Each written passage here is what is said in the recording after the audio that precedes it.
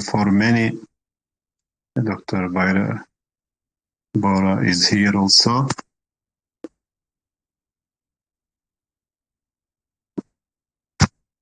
I mean, as you remember, the Washington Post said the most important elections in the world, and many other Western and Eastern media outlets say that this is very important in Turkey, and Turkey is gonna elect many. I mean, this is a new Turkey, and these elections will be a test of a new Turkey. So it is critical if Turkey is gonna go back to the old system or the new system, or is gonna digest the new system. So we'll discuss the details of this. We have also Dr. Akif with us. We have Dr. Bora with us. He's about to join. Dr. Akif, welcome, Professor. Good evening, everybody. Good evening, Professor Uysal. How are you? Thank you very much, and I'm good, and I hope everybody is also good. So we were saying this elections attract serious attention from all over the world, especially the Western media is also paying a good attention. And I know you are also busy with some other issues, but Dr. Akif is an academician. He lived in America and also part of the Foreign Policy Council in Turkey in the presidential system. So probably we want to hear Dr. Akif first. Why this election is important globally? Why?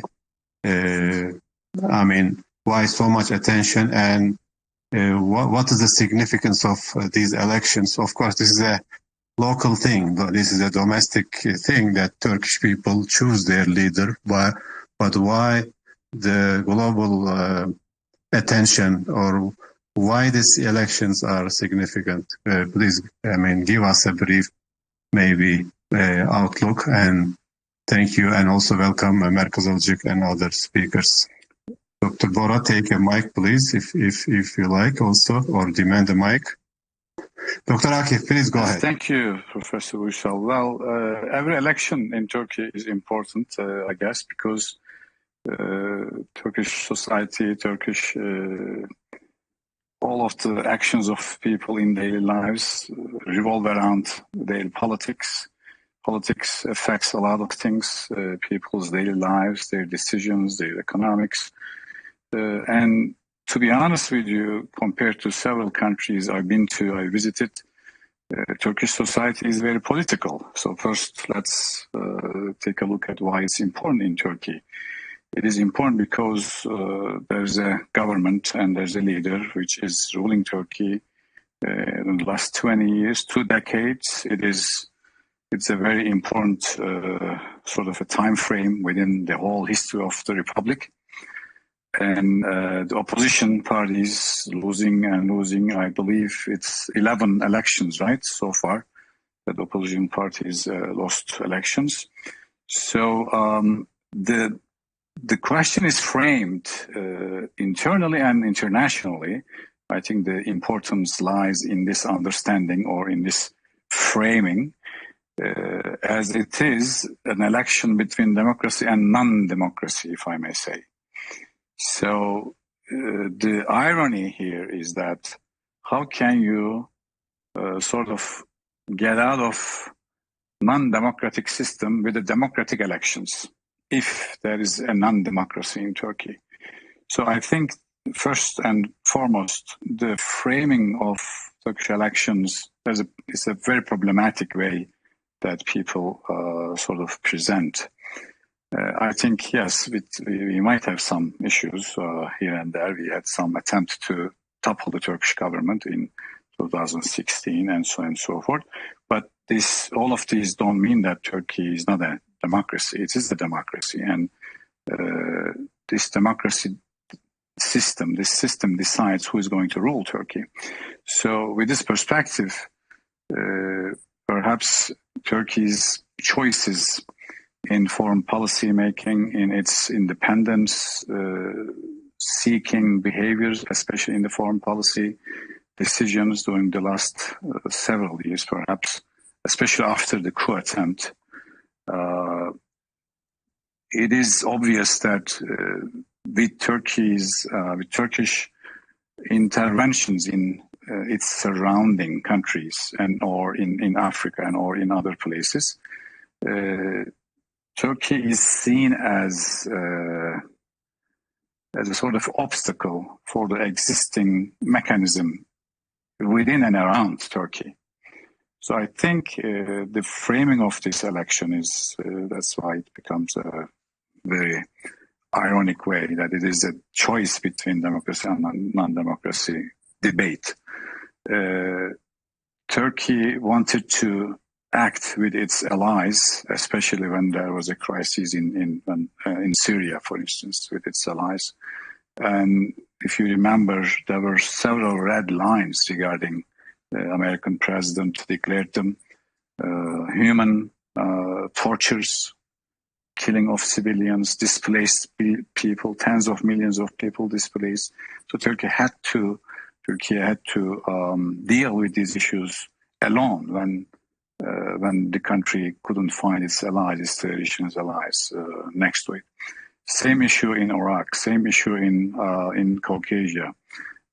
So same problems again in Eastern Mediterranean. When you look around Turkey, central governments, I mean, can you name one strong central government which is active? So with this loneliness, left aloneness, I think Turkey had to deal with its own security alone. And this caused a lot of reactions from the current, I believe, how should I put this, geopolitical actors of the international system. That's why they are trying to frame it as such. But I think democracy is still a very strong dynamic in Turkey. And it is this democratic dynamism of Turkish people which, at the end of the day, this will decide who is going to run Turkey, what is the most beneficial administration for them. Turkish people are going to decide about that. I think with this little introduction, we can open the debate, Professor Uysal, if you like. Yes, Yeah. yes. Thank you, Dr. Akif. Very good summary of why this is important internally and externally, but also we want to hear you later on. Thank you very much. Yeah. And of course, we have several doctors. We have, let's start with the external aspects. We have awesome expert, Dr. Zaid Abdul Wahab. Briefly, if you want to may, why this election is significant for the Middle East, maybe as a brief introduction. We'll be happy. Dr. Zaid, you hear us? Maybe a mic problem. Dr. Tarık Shandab also. Yes. Dr. Tarık, you hear me? Yes, I am hearing you, Professor. How are you? Yes, please. If you hear the question, yes, please also summarize, why this is important for the Middle East. And we can also discuss the internal dynamics, opposition, and many other factors that is related to the outcome from Turkish experts. Please go ahead.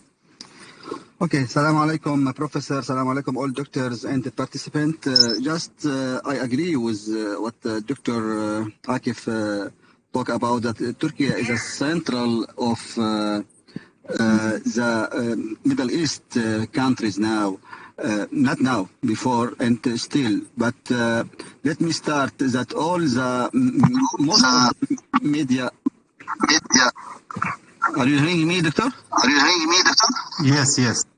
Most of the Western media are starting this election before the Turkish people or the Turkish media. and lots of the Western media started to fight against Mr. Erdogan. We all knows what is the reason. That's from the Western. Lots of countries in the West are actually try to fight against Mr. Erdogan. We can hear the speaker, Professor Uysal. I hear him very well. I don't know, maybe some internet problem in your side. Okay, sorry. And especially, it happens sometimes. Yes, go ahead. And especially when Mr. Biden, the President of the United States, said that we will work in very good behavior to stop Erdogan or to fight against Erdogan or to let him lose this election. Whatever that is in the West, and I think in the Middle East we have the same issue for the governments, lots of governments. But let me talk about Arabic people and the Arabic government. Especially in Islamic world now, the most people is looking for this election like very important election for all Islamic world. That if Mr. Erdogan is winning, inshallah, that will be the winner of all these people who are looking to Turkey like a center of Islamic country now. So and actually in Arabic country, lots of people, or most of Islamic Arabic country and most of Islamic Arabic people are working and like that this election is happening in their country. So all look for the media or try to know every time what will happen and try to support the team of the President Erdogan in any way, in the media, in Twitter, in the social media. Any they can do anything because they look that Turkey is for him like a very important, very important country, and not like any country. It's like the most important Islamic country now in the world. So, as Mr. Akif said, we are now talking about democracy in Turkey. But if this election happen and the team of the Mr. Erdogan or Mr. Erdogan lose this election, we'll see Turkey in the same way which we are now seeing Turkey, which Turkey will still democracy, which still that democracy is the rule, the main rule in Turkey. I don't think so. So Mr. Erdogan by himself and by his team is playing a good role in the Middle East, in Turkey, in Libya, in Syria, even in Lebanon, in Iraq, in even in Europe, in the crisis between Russia and between Ukraine. So his roles, which he did before, this role, even it is very important for all the world. Even this role is not very important for the world. Even the United States said that Mr. Erdogan make a big deal and very important deal between Russia and between Ukraine. It is very important for the whole world, for the international security world system. But I think all these governments are trying to make limit to Mr. Erdogan and this election. So let me finish. Yes, let me finish by one word, please. This election is very important. We should look that election is very important, not for Mr. Erdogan or for his team or for his party. It is very important for Turkish government, for Turkish people, for Turkish state. If you want Turkey still going and the same new form of liberty and a new form of good strategies, it is we should we should elect Mr. Erdogan and his party. If we want Turkey to be like before, like the 20 years before, and all the West do what he want in Turkey, we can do the other issue. So that is my brief. Thank you, Professor. Thank you, Dr. Tarek. Of course, let's remember, Trump, he threatened to destroy Turkish economy when Turkey was gonna make a military operation against the PKK in Syria. And also, let's remember, Biden said we're gonna help this time the opposition and try to topple Erdogan in a more diplomatic way. And of course, we have global changes now happening, serious developments. I mean, a kind of a third world war between three superpowers that we already have. Maybe four superpowers, and three of them are fighting with each other, i.e. Russia against America and Europe. So many serious things going on, and Turkey also takes a significant role in mediation in other diplomatic field. In this context, Dr. Bora, how you see the global context, if you hear us, the global context where these elections happening, and also welcome. Thank you very much. Can you hear me? Yes. Yes, of course, this is a very important election. Actually, in any countries, when you have general elections, which determines the next 5 years, next 4 years, it is always important. But in Turkey's case, when we look at what's going on around Turkey, everybody will acknowledge that, Turkey's location is very critical, and the decisions that Turkey takes have impact on all the regional and global politics. For example, most recently, we are talking about NATO enlargement. It is one of the top stories in international politics, and Turkey is part of it, and everybody is waiting Turkey's decisions, whether Turkey will allow Sweden and Finland or not. We know what's going on today. For example, this attack on Islam probably will have an impact on Turkey's decisions in front of Turkish embassy. They burnt the holy book of Muslims. So when this is a big story, this is a big news, and Turkey is directly related to it. When you look at the war in Ukraine, we know Turkey has played an important role in bringing two sides to allow grain export to rest of the world, especially Africa.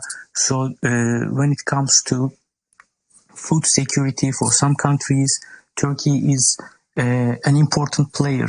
When we look at the global geopolitical rivalry between the United States and China and Russia, the Belt and Road project, Turkey is on the way of this Belt and Road with the Turkic world especially. And Turkey recently, for the last couple of years, focused on organization of Turkic states. So when you look at all these political developments, geopolitical developments, Turkey plays role. The Middle East, Syria, Egypt, Libya, Turkey is a player. We know 2 years ago when Azerbaijan fought against Armenia to get its territory back after 30 years, Turkey played a key role. Now, energy security is very important, and Turkey is on the way between the Gulf countries and Europe, the closest and securest, the most secure road on from Gulf region to the Europe. Again, the Eastern Mediterranean. Now, many countries are looking for new resources natural gas resources in the Mediterranean. So Turkey is playing a key role. So not only this, we can talk about president's narrative rhetoric about the world is bigger than five. So there is an injustice in world politics, and Turkey is a leading country to question that. So we can give a long list of events and how Turkey is important for that. So that's why, especially in the Western media, they talk about Turkish elections in a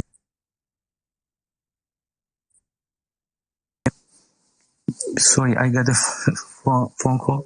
So that's why Turkey's elections are very important, because whoever is the decision maker in Turkey will have an impact on others' policy. So recently, for the 5-6 years especially, Turkey is playing more independent role in its foreign policy. And in most cases, what Turkey does doesn't make happy the United States, Russia sometimes. So that's why they are very concerned about what's going to happen, and they want to have a say in Turkey. And probably they were dreaming of the last previous years, 1970s, 80s, 90s, when they were easily manipulating Turkey in foreign policy affairs. I think this is the main concern, as far as I understand. Yes, thank you, Dr. Bora. And of course, we have, Turkey, after the Ottoman Empire, of course, chose to be like a part of the Western world, and was weak and weakened also by military coups, mostly supported by America and the West, to keep Turkey at bay or under control. But slowly, each time, Turkish people demanded more democracy and more voice in the government. We see, Turkish democracy becoming stronger and stronger, and Turkish people also, as Dr. Akif mentioned, with the coup attempt in 2016 by the Gülenists, Turkish people from all sides, opposition or pro-government, they rejected the military coup. I think this is the biggest achievement, during the AK Party era, to make the civilian rule dominant over military. This is a seldom thing in the Middle East, in the region, and this is a big achievement. I think is going to shape the future of the Turkish politics, and this way Turkey become. I'm also a political sociologist myself. This way, this independence is disliked by America and by the West, our NATO allies, and even a little bit more appreciated by Russia. Russia treated Turkey as an independent ally, an independent country, and America and the West still don't want to see that way. We have Dr. Hakkı Öcal also. He's a political scientist. We want to come to the internal politics later on a little bit. Welcome, Doctor. Thank you, Hocam. Dr. Hakkı. We have Dr. Burhan Koroğlu also. He's also following the. Let me go to Dr. Burhan. He's on the road. Maybe if he's available, to take. Hello, I'm now. Yes, I hear you now. Yes. Go ahead, please. How you? Why this elections are okay? important? Thank you very much. I'm fine. Okay. I just to remind people because I think especially if you look at the elections, the most important thing that to explain the young generations about achievements of AK Party within the last 20 years. In the 20 years of successful management, economic development, social reforms, and Turkey's increasing reputation in the world were very important, of course, gains for Turkey. So Turkey was trying to set an example in terms of the relation it has developed, especially with African countries, Turkic republics, and Middle Eastern countries in that period. Also, Erdoğan has also pursued an independent policy towards the West. This approach was appreciated by both Islamic world and the third world countries in this period. So these are all successful projects of AK Party. Also, we saw in the last 10 years, Turkey hosted millions of refugees, of course, including Syrians at the first, but there were other refugees from different countries, like from Iraq, from Afghanistan, from some African countries, from some Arabic countries, especially after the Arab Spring. So Turkey was trying to find solutions for those crises in Syria, the problems occurred through the Arab Spring. These challenges were there, and especially challenges related to, let's say, security issues because of failed governments in Iraq, in Syria, Iraq, of course, after the American invasion. So all these things we have lived, and we now can say that any government, it was very difficult to stay successful under this kind of circumstances, which is, of course, threatening, as I said, tensions, security tensions, also economic failures. But the success of the AK Party shows us that it's a very, demanding, very, successful government. Of course, we have now the problems, as in any other part of the world, problems related to economic issues, supply changes, and also problems going on. For example, the last one, very close to Turkey on the border, crisis, war between Ukraine and Russia. Even this very bad condition, Turkey has achieved very successful agreement about a grain problem, and also try to bring those two countries which are in war on the table to discuss the problems. So I think all these things shows us that in the coming elections, I think people who know what happened in the area, and also people who can kind of make a kind of comparison between the Turkey before 20 years and Turkey within these 20 years, it will be a challenging issue that I think most of the Turkish people still appreciate what AK Party has done. But of course, young generations, we need to explain them what happened, what probably will happen if any weak government comes to the government here in this position, because there are some opposition parties. They are trying to bring the old system, which has very problematic diseases. Even, of course, the new system is a very new one, and it needs to be need to be some changes in the system. But the idea about the system is a very dynamic, active, decision making, and also good organization. So I think that within the last maybe 3 or 4 months before the elections, it will be duty of AK Party to explain the people, or to just make them remember what happened, and also tell them what would happen if any weak government comes to the power. That's maybe I can just summarize my ideas in this context. Thank you, Dr. Burhan. Appreciate the comment, and of course we wanna move toward the internal dynamics of these elections. Of course, we have a government, we have an opposition, we have a kind of mix of opposition. I wanna take a brief. Merve, I think, where did he go?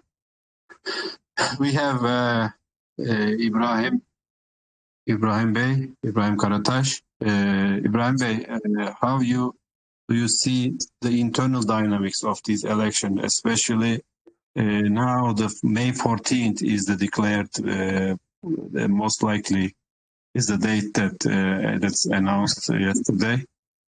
And we have 4 months, and how you see the general picture, then we go into details with Dr. Hakkı. Thank you. Go ahead. Thank you, Professor. This means that 4 months are left for the elections. My perspective is that until now, actually, the government had so many problems because of the economic crisis, maybe continuing for last 4 years.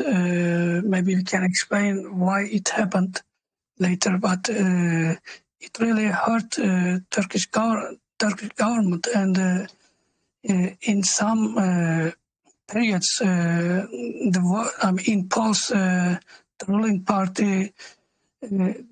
party's votes were down to even 30%, maybe below 30%. But now there is an increase as per polls. So I see that Turkish government, actually a ruling party or People's Alliance, let's say, it is recovering again nowadays. On the other hand, opposition. Professor, is Mr. Ibrahim speaking?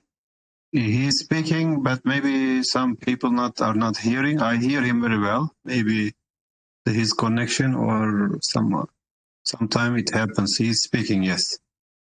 Anybody from the speakers? Anybody don't hear him? All the speakers hear him. I don't hear him. Okay. Isn't Dr. Ibrahim, maybe briefly, because some people don't hear you. Yes. Go ahead. Do I continue? Yes. Yes, continue, please, but in brief, because looks like some people don't hear your voice. So maybe because Dr. Burhan and Dr. Omar opens the mic, please.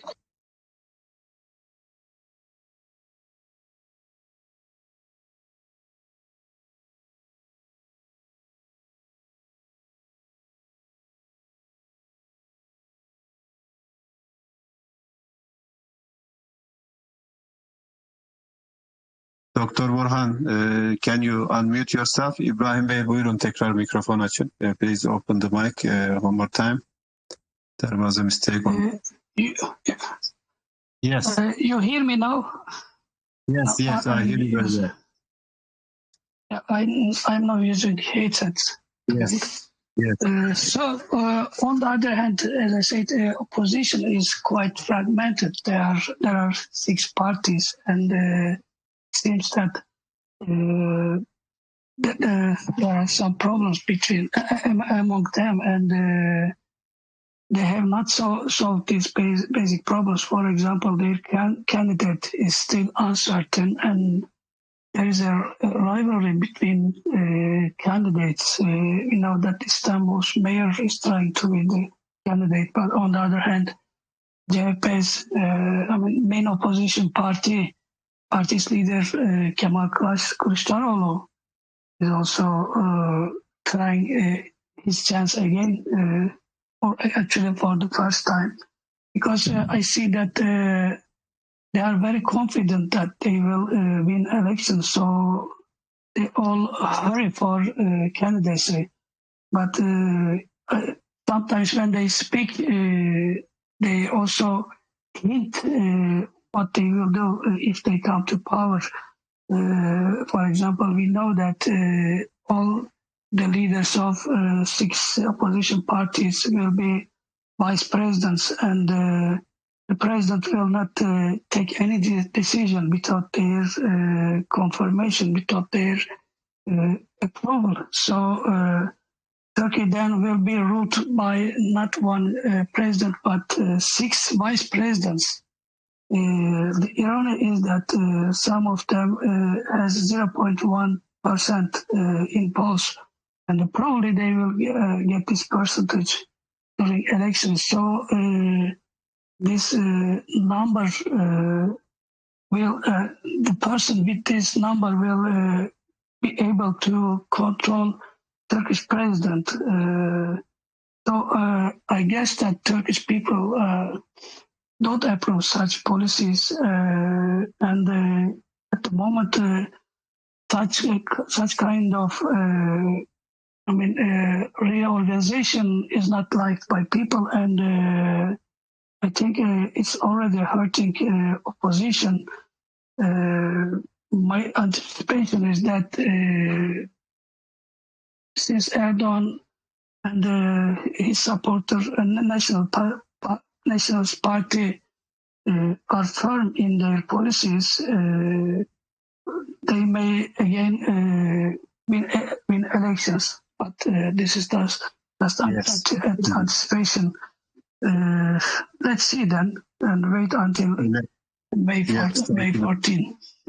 Yes, thank you very much. We still have 4 months, and 4 months is very long, especially in Turkish politics. As Dr. Akif mentioned, the Turkish people is very political. That's interesting because normally we don't see this much political attention, and we have higher participation, turnout rates, etc. in almost all elections. So these elections, I think, will be again a high elections. And Dr. Hakkı, I'll come back to Özgür Kızılcık later on. I want to get Dr. Hakkı's decision. AK Party ruled in the last 2 decades. I mean, it is almost like a mission impossible, like to stay in power and stay popular.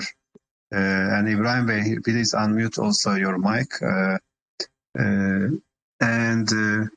Dr. Hakkı, how you see, what is the secret of the AK Party or Erdoğan becoming so powerful that is we come from, a very dynamic Turkish democratic history? Hocam, Yes.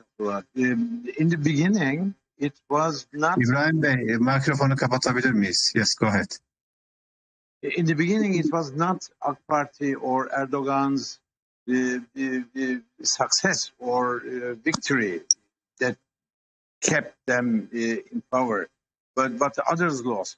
You see, right before AK Party's first government... Hakkı Hocam, there is a echo. Sorry, let me just close. And then please again open your mic one more time. I muted everybody. Yes. Okay. How about now? No, not now is good. But Ibrahim Bey should mute himself. Ibrahim Karataş. He looks muted now. Okay. Okay. Yani, right before Erdogan's first term in power, Turkey went through a couple of disaster after disaster, economically, politically. Because it is not in Turkish psyche, it is not in Turkish character to rule with coalition governments. I mean, we had coalition governments of the same orientation, 2 parties of the same orientation, same political opinion, that couldn't stand together, stand each other more than 6 months, 7 months, and we had one government after another. We had series of political disasters and crises and chaos. And at the end, at one point, Turkish people said they were fed up, and they said, enough is enough. You are going back home. and we are sticking with this guy. And this guy, Erdoğan, in the beginning won because others lost.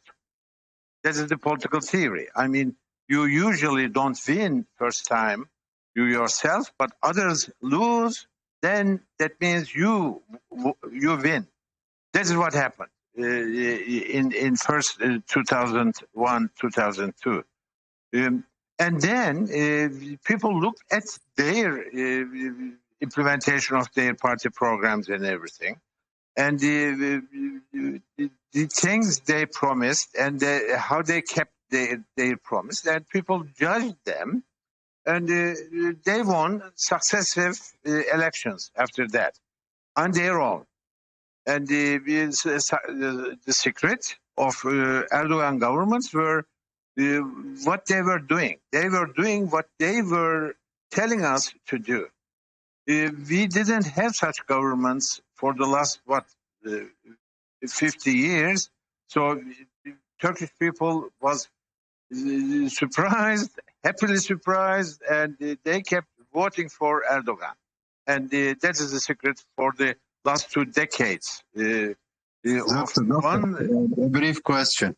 You know, you remember the 70s and 80s. We have different experience, more fragmented and polarized. 70s. Then we have a Özal experience. If you want to summarize the nature of Turkish politics at that time. Özal's first term was good. He had good majority in the parliament, and people were lining up behind him, his people. Nobody was trying to dig or sabotage him or something, and it was good. But later on, he slowly stopped doing what he promised to do.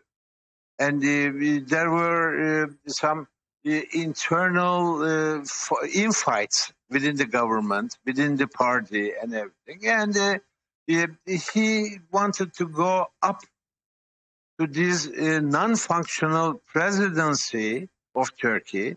You are at the top, but you can do nothing. I mean, you cannot even appoint your shoeshiner when you were the president, according to this former or old constitution.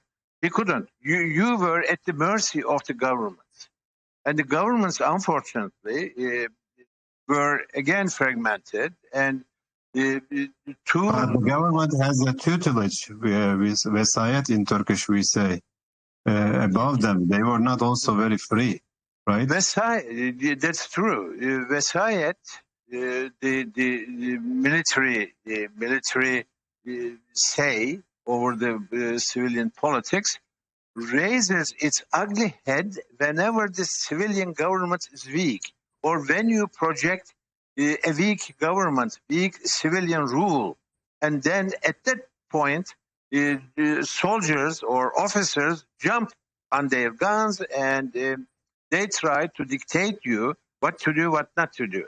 And unfortunately, what Özal was doing was liberating Turkey from the bonds of the classical Western dominion.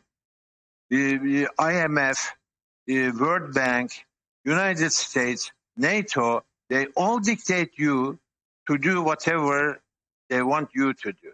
And if, as Özal did, you a little differ from what is being dictated to you, then army in the beginning, in the first place, gets very angry. And when they get angry, they God forbid, hang the prime ministers. They imprison the prime ministers. They imprison the whole parliament. They do it. They did such things in Turkey. And Özal, when he saw that the army was raising its ugly vesayet head, he locked himself in the president's palace, and unfortunately he couldn't do anything anymore. And then one president after him, Süleyman Demirel, was also acquiesced with the military demands easily. He was toppled by the military twice. He hardly saved his neck from being hanged by the army. And this time, the third time was the charm for him. So he said whatever the army was dictating him, and he was implementing the army's roadmaps, army's dictate what being dictated by the officers and everything. So to make the long story short, you all know those turbulent years of Turkey. The Erdoğan term was calm, peaceful, and we all Turks, I mean, including those who do not share his opinions to the letter, enjoyed his rule. And we all Turks enjoyed what he was doing. Until one point. That point was, again, he decided to get rid of this military tutelage system, or the system that is feeding this military expectations. He simply said, from this point on, we are not going to do whatever you say. Only the civilians are going to say whatever is going to be done, and the army didn't like it. And however, this time there was another instigating point or factors behind the army. That was Fethullah Gülen's terrorist organization. They pushed the army. They said the army, hey, look, they are going to make Turkey an Islamist republic. They are going to change the constitution. They are going to, as the economist said last week, they are going to bring a dictatorship to Turkey. And the classical army, traditional pushists in the army said, okay, let's see what you can do, because Fethullah Gülen organization was infiltrated to the army very well by then. And then one night, actually, they had to start their so-called push a little early than the decided time. And thank God that was the end of their plans. Apparently, God Almighty had his own plans, and that intervention was prevented by the people. Actually, people were asked to go to the streets and to stop it by Erdoğan. So we all putting down this last military intervention, thanks to Erdoğan's early measures. So right now we are as Turkey turned to be again an independent player within NATO. Yes, we are within NATO because we have Russia over there.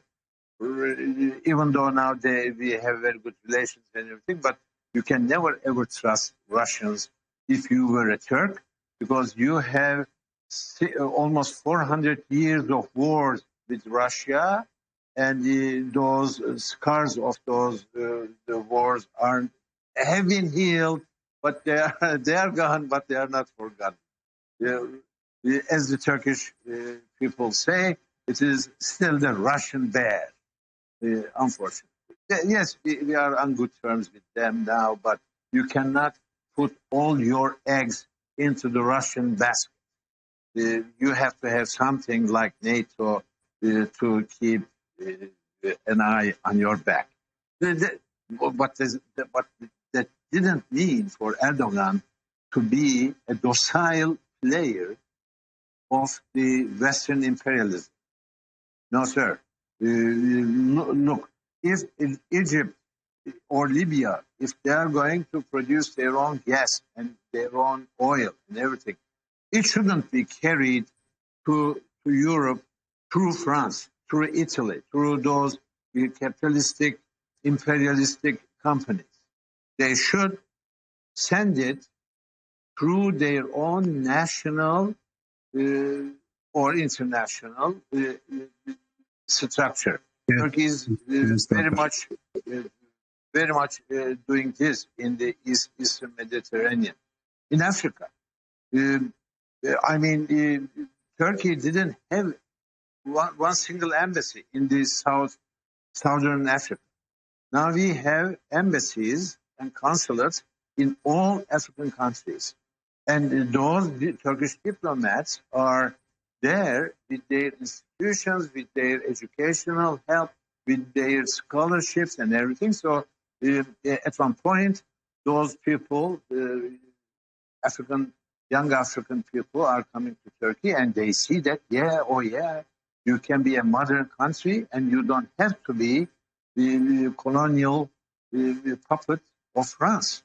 You don't have to speak French in Africa, in your African country. You have your own language, and Turkey is very much willing to help you to develop that language, to teach that language to your people. Turkey is doing this. You hear me? Turkey, yes, sir. Yes. For this round, I think if you wanna, summarize it let me conclude this. What I am trying to say. Once again, Turkey tried to be as independent player within the Western structure, and Western structure. Joe Biden 2 years ago in a New York Times editorial board clearly said that we have to get rid of Erdoğan. He said that. These words came out of an American politician's mouth, and when those words, and he didn't take them back. He apologized somewhat diplomatically, but still at every corner we see this American behavior. And now, as an extension of this international complot, we have 7 parties getting together in a country, in an environment in which you cannot put 2 similar parties together to run the government more than a year. Turkish people can see this, and I don't know what's going to happen. Now I am in my car, and I will drive home, and as soon as I hit home, I will get reconnected. Okay. We drive safely, please. Thank you. If I knew, I would not ask you to. Thank you. We'll be here. I want Dr. Akif. You wanna follow up and continue on this line? Turkey's. Professor Uysal, thank you. Go ahead. I want to just add a few things. There are a lot of things for our listeners who are not familiar with the Turkish electoral system or Turkish political history. For instance, after 1960 coup d'etat, which was the mother of all coups in Turkey, historically speaking, the realm which was left for political leaders was really narrowed down. I think Mr. Hakkı Öcal somewhat highlighted the difficulties that Özal had to go through. But after that, after 1960, a lot of political leaderships, political parties, even if they won the elections with landslide victory or whatever, they are expected to take care of some municipality issues, to talk about the political structure of Turkey, to introduce reforms in the constitution, to democratize the country, to limit the power of the army, which was aspiring to interfere the politics, daily politics. These were unthinkable after 1960. Why? For several reasons. One is that they instituted the Constitutional Court after 1960, and then army was monitoring the political realm. So the several attempts came from... Dr. Akif, very sorry. I forgot to remind our listeners to share the room to reach more audience and more impact. Please share or retweet, whatever. Also, your questions, if you put on the lower right bottom of the screen, there is questions or there is the interaction, the messages it say. You can also add your questions there. At the end, we want to also give some mic to the listeners, but it's easier if you can write on this message series. Thank you. Sorry about that, Dr. Akif. Yeah, that's okay. And then following up on that, in 1970s, there were several interventions on the part of the army to Turkish politics. And then in 1980, there was another major coup, which simply destroyed the Turkish political system, traditions, and so on and so forth. So afterwards, Özal government came. It sort of liberalized the economy and the politics, introduced a lot of freedoms, so on and so forth.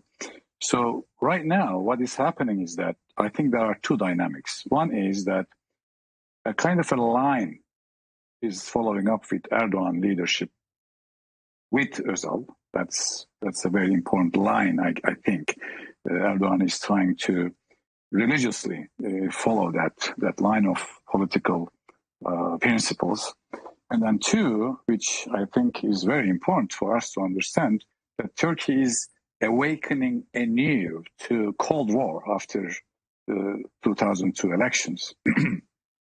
Because up to that point, after the collapse of the Soviets, Turkey faced with the challenge of the PKK and the daily talks of political lives, people's struggles, so on and so was always about defeating this PKK, the heavily armed separatist, secessionist, Marxist, Leninist, whatever, terror network, which was receiving lots of helps from different countries, were supposed to be from countries who were supposed to be our allies, and so on and so forth. So what Erdoğan did before, after the elections, is that he followed the lines of Özal in terms of liberalizing the economy, in terms of opening up Turkish society, and speaking with Israel, trying to be a peace broker between Israel and Syria, and complying with the Copenhagen criteria. Remember, it was Erdoğan who actually passed hundreds of laws in order to bring Turkey in compliance with Copenhagen criteria within 18 months or 19 months. So all of this was done by this government, by the same leader that they are now accusing of, such and such. So which brings us to the point that during the first era of successive two governments, JDP governments, AK Party governments, that Turkey was very much liked, very much praised by the Western governments, media. But whatever happened, starting from 2009, 2008, maybe a little bit later, things started to change. Here, what I believe happened was that European Union or maybe at some level, the United States of America was not expecting Turkey to comply with European rules and regulations that fast and that serious. So I think that is a very important dynamic. When this happened, it was Madame Merkel and Sarkozy, Madame Merkel of Germany and Sarkozy of France then, which simply granted Turkey's hopes for becoming full member to European Union. So they said, okay, you are coming too fast, we are not ready to accept you to the European Union. And doors closed. So what Turkey did was, Turkey, up to that point, in earlier governments, whatever European Union told Turkey that, okay, we will wait another few years and then maybe reapply or maybe do this, do that. What Turkey did at that time, starting from 2008, 2009, Turkey decided to open up to different corners of the world, to South America, to Africa, to Middle East, to Asia, and so on and so forth. In an effort to show to the world, to the especially European friends that, listen, I have other options. I think that was simply the breaking point between Turkish and European and or Western relations. That was perceived by the West as Turkey is changing its axis, Turkey is going astray, Turkey is not controllable. All of the criticism, well, there were lots of criticism before, but they were doubled, tripled, quadrupled, whatever you say. So that was, I think, the changing dynamic in Turkey's relations with the European Union. So right now we came to the point that, yes, Turkey showed that it has some alternatives in terms of the markets, in terms of the relations, and so on and so forth. But Turkey is heavily and strongly anchored in the Western world. We have to recognize that also. But Turkey is a Western Muslim country. Turkey is a democratic but Muslim country. Turkey is a lot of things at the same time. And what is happening right now in 2023 elections is that it is symbolically important also, I forgot to mention in the opening speech, is that it is the 100th anniversary of the foundation of the Republic, Turkish Republic. Who is going to be ruling Turkish Republic after 100 years? I think that has some symbolic virtue.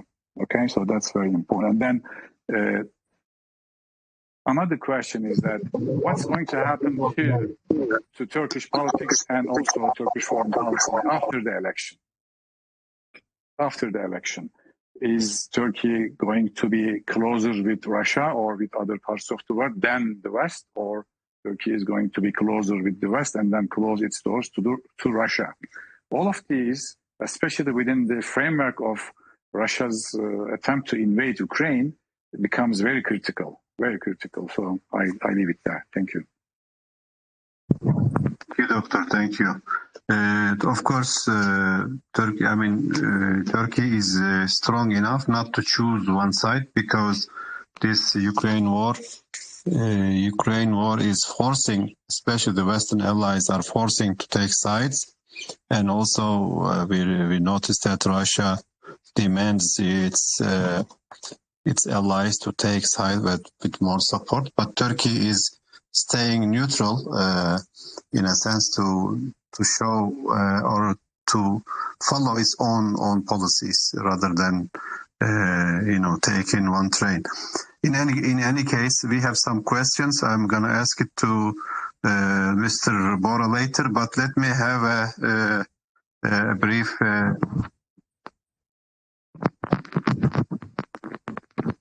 Zaid Abdul Wahab, he's a academician and journalist and our expert on the Middle Eastern affairs. Dr. Zaid, you hear me? Yes, Hujam, Assalamu alaikum for all. Thank you very much about this debate. And Assalamu alaikum to all of participants, speakers, and listeners.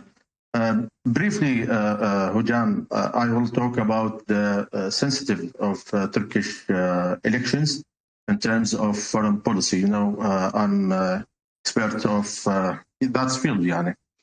Since the AK Party comes to power, to government, actually, there has been a change in both Turkish foreign policy and the role that Ankara plays in regional politics.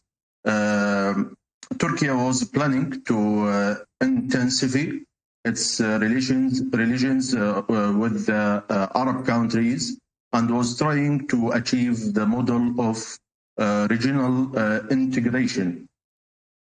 This was evident in Ankara's activities aimed at further integration in the region, such as cancelling entry visas, for example, with a number of Arab countries, establishing high-level strategic cooperations councils with the main regional countries, and intensifying culture cooperation in the region.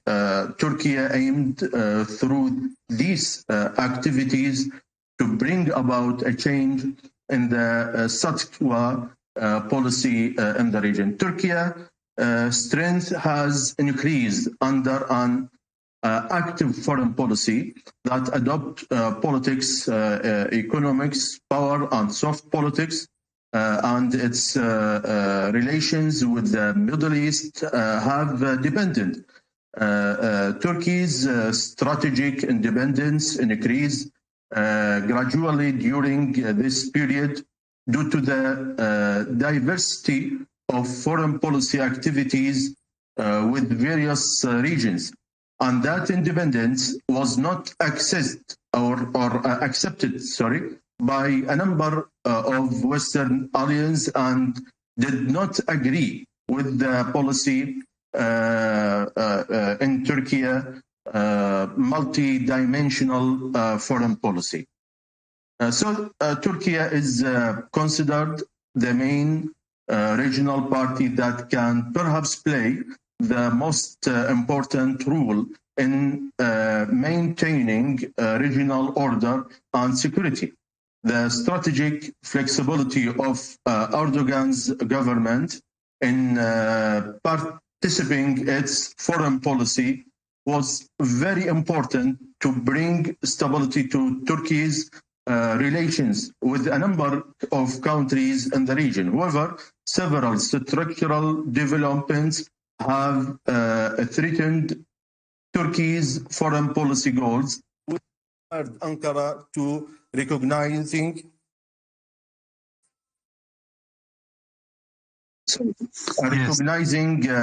its policies in light of regional development.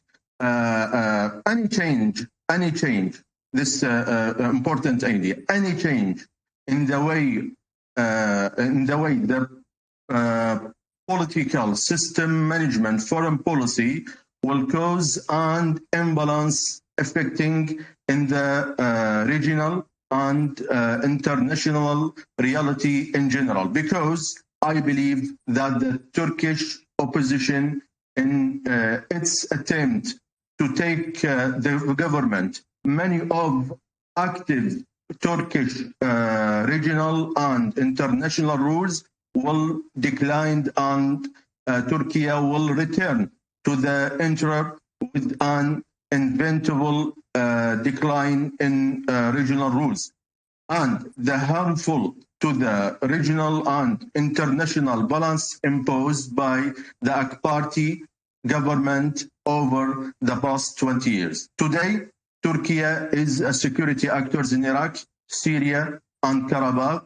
It has a role in the geography of the Arabian Gulf and Libya. It has economic roles in Africa and deep economic relation with the superpowers. It played a prominent role in the Russian-Ukrainian war and saved the world from the severe food crisis. Logically, it's the interest of the West and the East that the government of the AK Party continues. Due to the multi-dimensional religions roles played by the government of the Turkish president, but sometimes some Western regimes wish for the emergence of crisis and imbalance to impose a specific agenda or a specific political map. And this is what we saw in Iraq, the important neighborhood to Turkey. Thank you very much. Thank you. Thank you, Doctor. Good points. Dr. Bora, you are an academic and also a journalist. You also know the different examples of vote rigging and election systems. Do you see any danger of or any kind of a major flaw in the voting system that may lead to vote rigging and also maybe unwanted outcomes or not reflecting the people's voices? Go ahead. Okay, I think the elections are held very. It is regarded very important in Turkey. The vote of the people, their decision is respected by the opposition and the government parties, because whatever happens, people.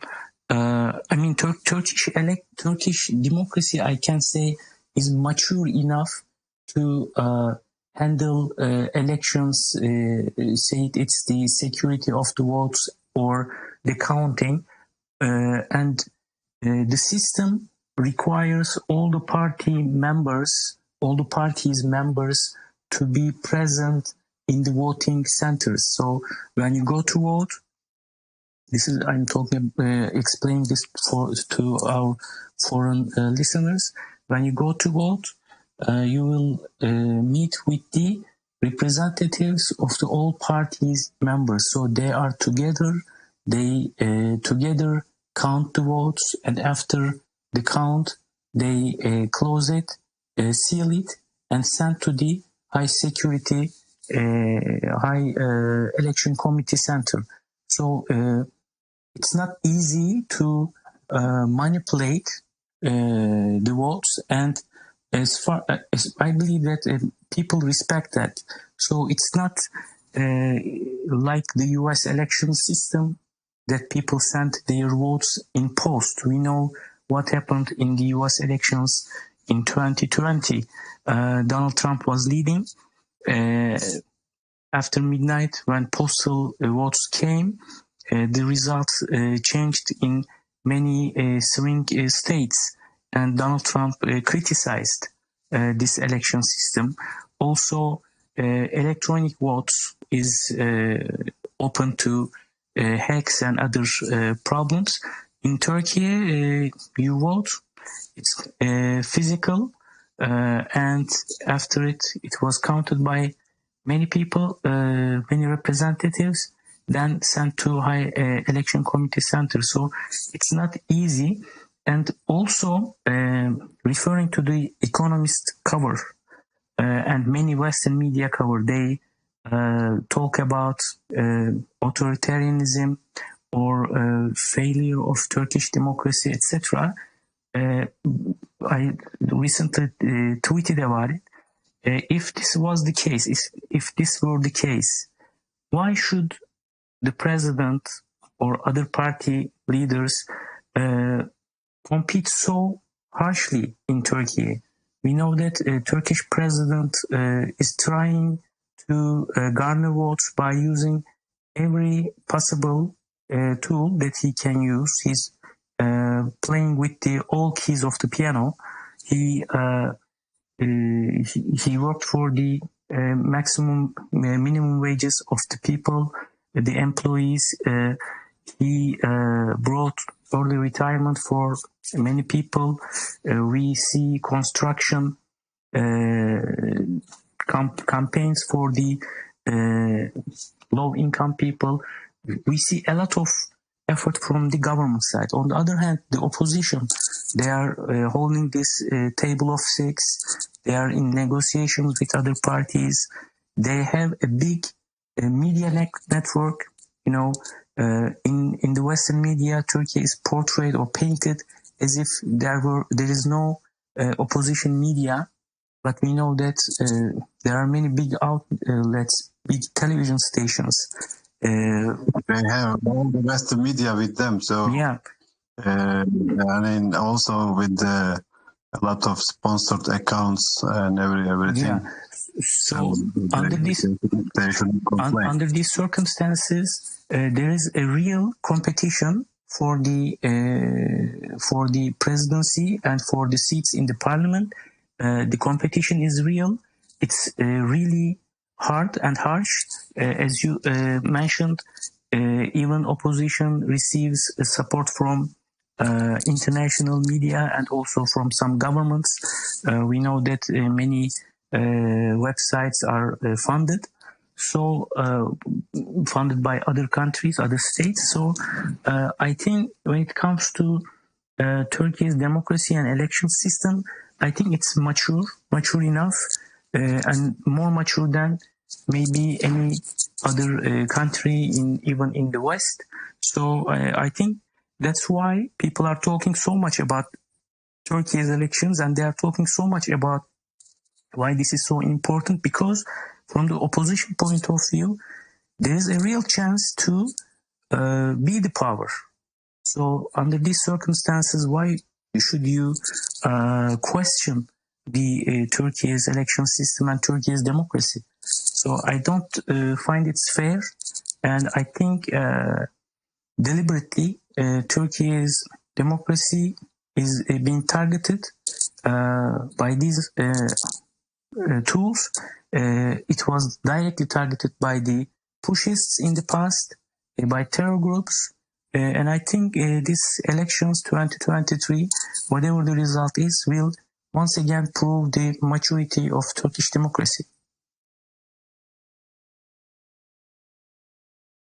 Thank you very much. Let's remember Turkish election, the supervision is by the High Council of Elections, and the council is made up of the top judges, and the legal system is also independent, and they are, there are few small complaints, but at the end, the election committee decides. And when we remember the last elections in Istanbul, normally if there is a vote rigging, the opposition, I know it in Iraq or in other countries, the opposition parties say, the government stole our vote. In Istanbul elections, the government side was complaining about some inconsistencies, etc. But at the end, there was a re-election, re-voting, and the issue is solved. So,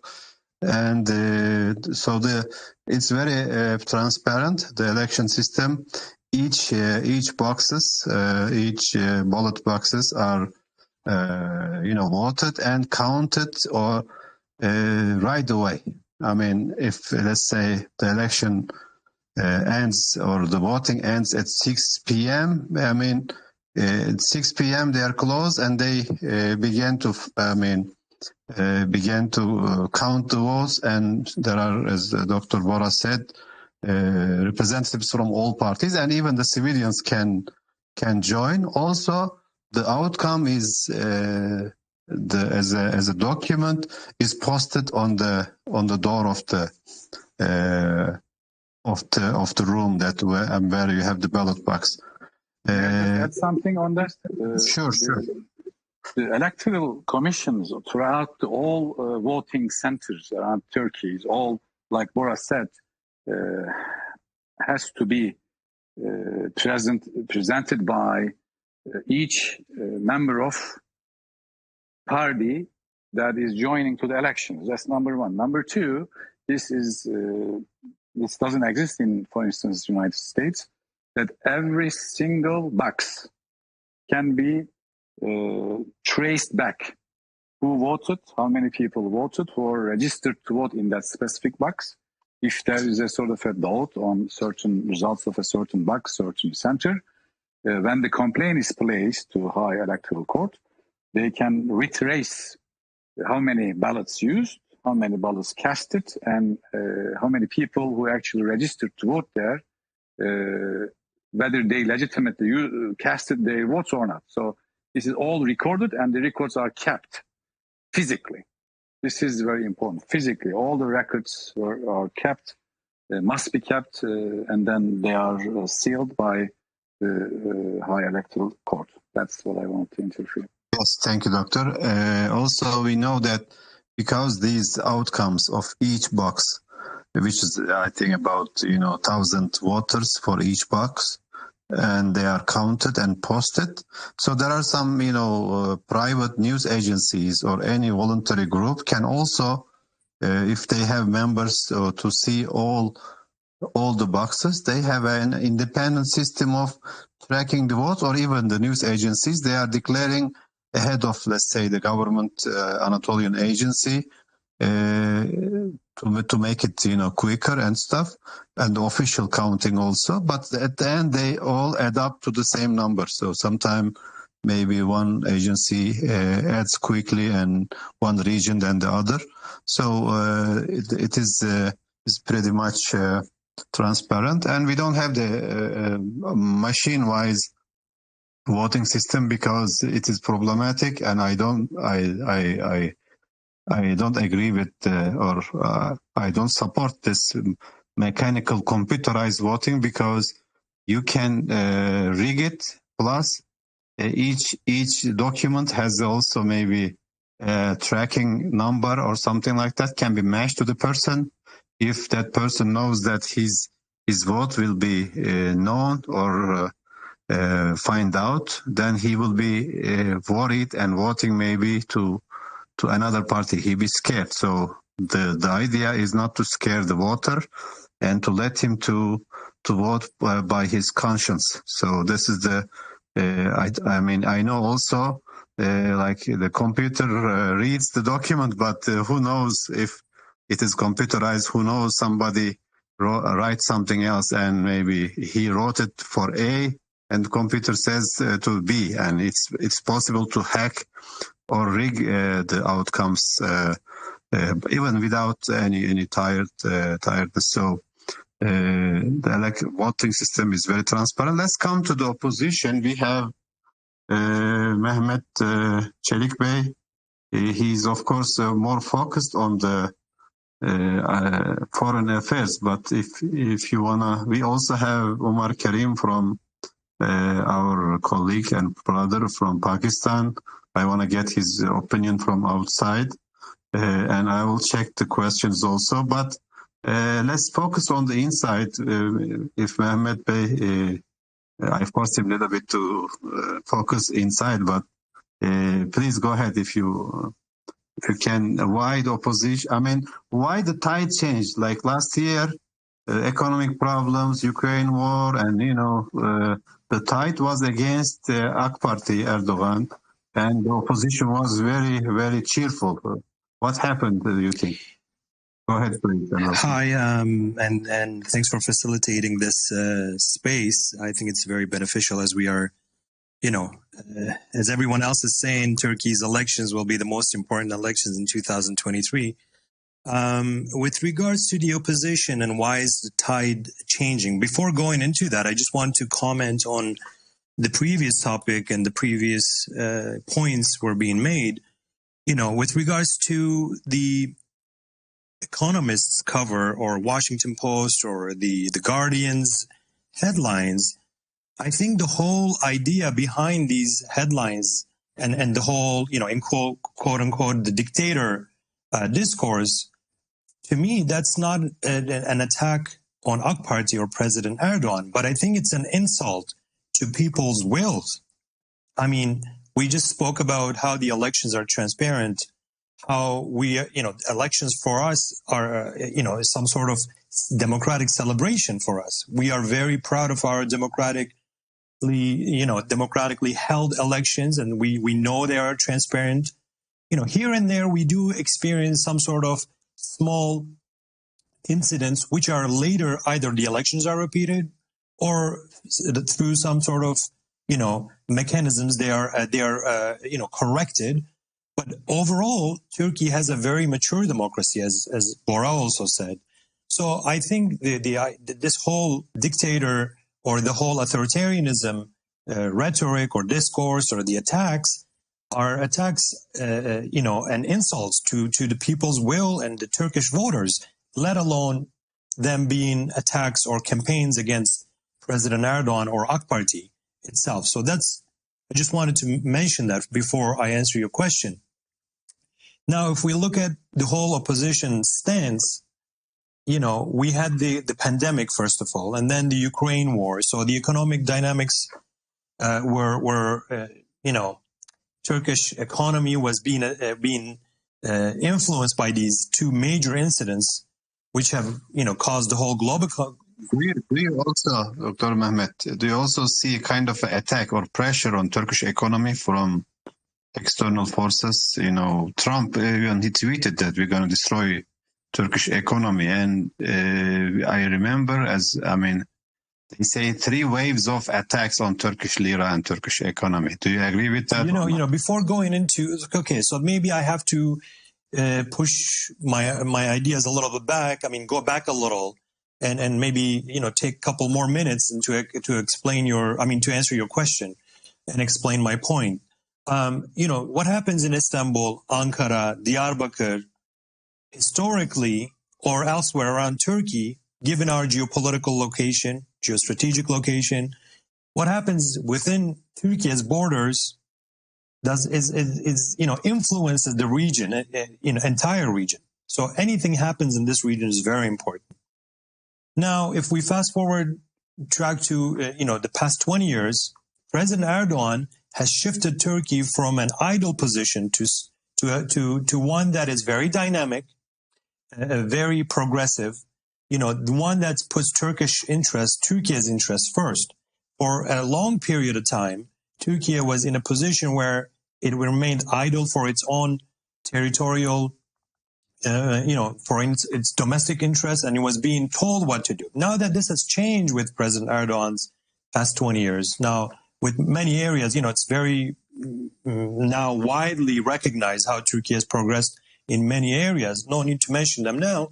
But now that these have changed, Turkey's position has changed also. And now, moving from regional, now Turkey is able to change dynamics internationally. I mean, one of the lines in Washington Post article was exactly this.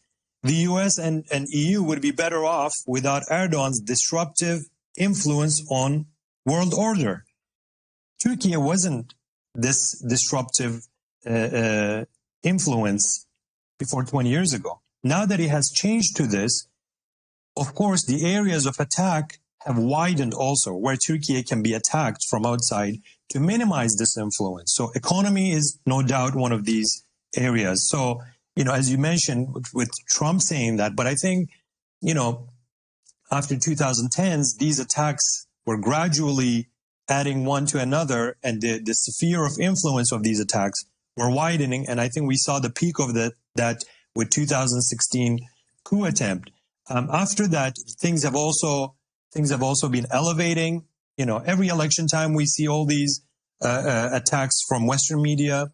Now we had with regards to the opposition's place, we had the pandemic, we have the Russian war. Turkey has its own, you know, some sort of economic challenges which Turkey has been trying to change with the new economic model. So all these were playing into the hands of the opposition. Now, if the opposition was one party, one strong party, or one unified ideology, it could perhaps capitalize on this and turn the tide into a permanent, strong opposition against President Erdoğan. That's one thing. The other thing is that, you know, if President Erdoğan wasn't such a political genius who has been successfully, you know, progressively turning things, you know, changing things when there is a problem, they could probably defeat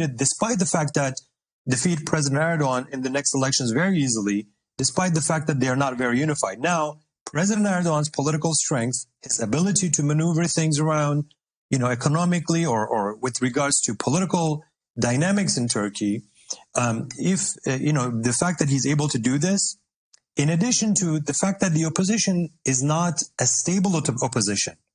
I mean, if we look at the 6+1 entity that we call the table for 6, if we look at them ideologically, they're not unified. Politically, in terms of their political worldview, of course, they're not unified. In terms of their agreements on foreign policy, on economics, or social issues, they're not unified. The only thing that remains is their anti-Erdoğan stance. Now, they talk about very vague terms, you know, concepts. We want a more democratic Turkey. Okay, AK Party says the same thing. So this is not something tangible. They want a better economy. What is your economic program? There is no tangible, no specific answer to this question, which could create some sort of hope in the people's eyes as an alternative to President Erdoğan.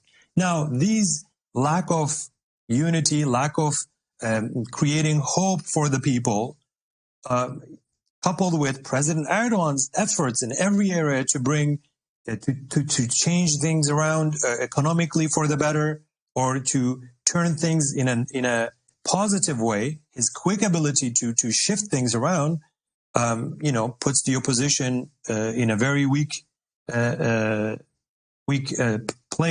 place as an alternative, given the fact that our President Erdoğan has been governing, with his party for the past 20 years, and they should be tired by now, but they are not.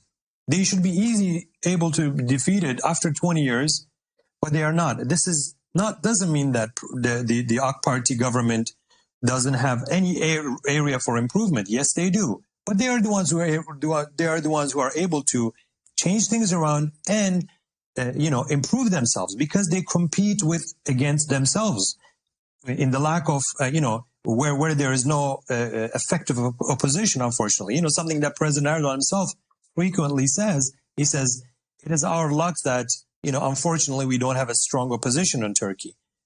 We don't have a strong rival in Turkey. He says this is something that we wish that existed, a sustainable opposition, an opposition that would add to, be an alternative, so that the government itself could work harder in some areas. But AK Party only competes against itself. Yes, these elections, the things are a little bit different because every other party is unified against President Erdoğan, and the whole economy factor in the equation is a challenge against the AK Party's re-election as a government, or President Erdoğan's re-election as a president.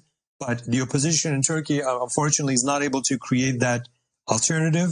The only opposition in Turkey right now is the economy, and President Erdoğan's, with social housing, with the pension plans, with the, increasing minimum wage, and all these, swift moves have been, he has been able to change the tide, despite the fact that every other party is basically unified against President Erdoğan. These are just my 2 cents, and thanks for allowing me to speak.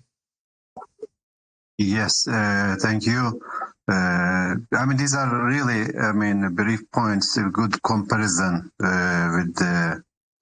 because of, let's say, we had a housing problem, not because the construction sector is weak. It's very active, it is working fine, but there was an extraordinary demand for housing with the Ukraine war, and even like Arabs, they were also, other countries were buying. Normal, but more interest in Turkey brought more buying by the foreigners.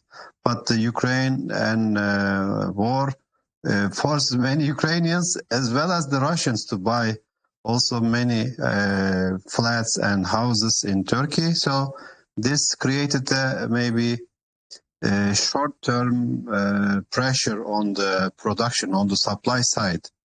And the difference between the opposition, which is CHP, CHP, and AK Party. CHP as a solution, CHP just last week, CHP announced that they will ban the sale of houses to foreigners for I think 5 years. They mentioned. The banning is their solution. But when AK Party realized there is a shortage in the housing, and especially with the rising prices, etc., middle class and lower class cannot buy houses easily. So they announced a big project where some sponsored housing, like 500,000 flats for the whole Turkey, for the lower classes and middle classes, and this shocked the opposition. Honestly, I also have seen their disappointment, their kind of the wave change with this big project. In favor of the AK Party, and the opposition, couldn't think about it because it is easier to promise, and they were even not able to promise solution to the people.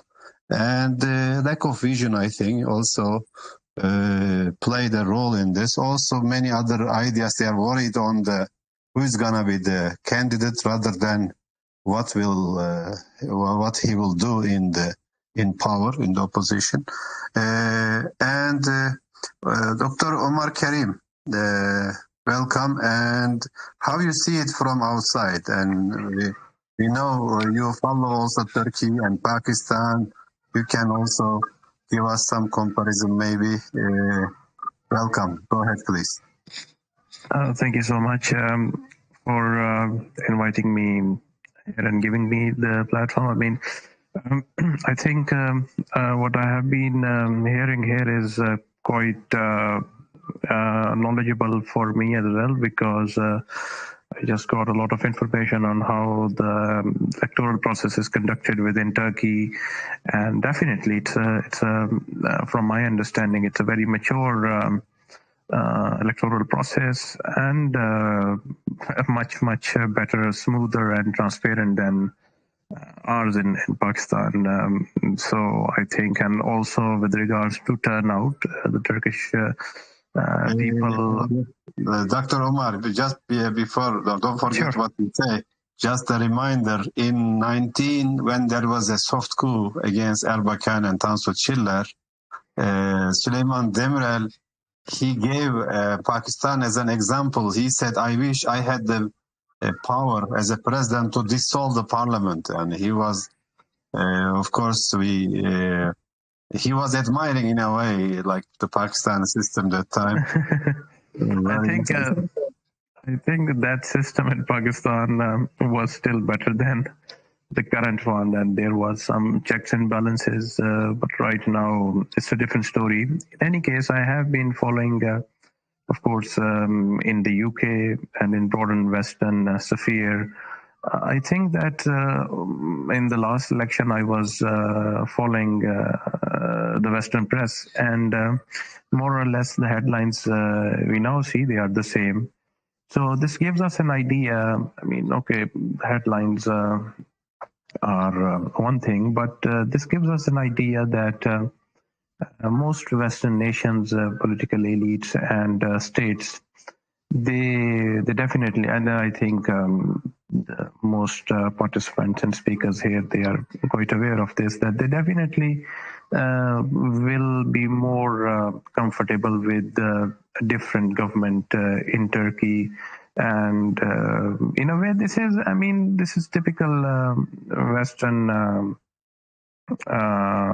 agenda, where they cannot tolerate strong and more, you can say, autonomous and governments from the global south or countries at the margins.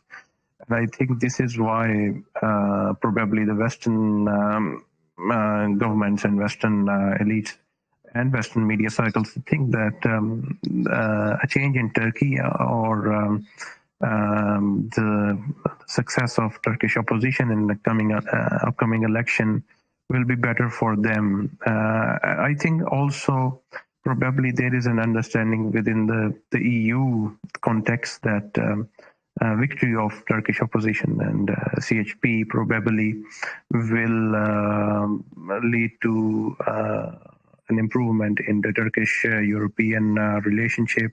Probably they also think that we will have a relationship where a client-patron sort of dynamic will emerge, which right now is, of course, not there as we see it.